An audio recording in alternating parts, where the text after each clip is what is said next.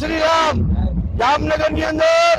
આજ રોજ હિન્દુ સમિતિ અને માધવ મિત્ર મંડળ દ્વારા આ 45મી રામ સવારીનું આયોજન કરવામાં આવે છે. આજ રોજ જામનગર ની અંદર બાલાહાનમાંથી ભગવાન રામ સવારીનું પ્રસ્થાન થઈ જામનગરના રાજના નગર માર્ગ ઉપર હવાઈ ચોક, સેન્ટ્રલ બેંક, વર્ધન ચોક, દરબારગઢ, ચાંદી બજાર, દીપક મંદિર અને આ શોભાયાત્રાનું રામ મંદિરમાં લોણા બજારનું મંદિર છે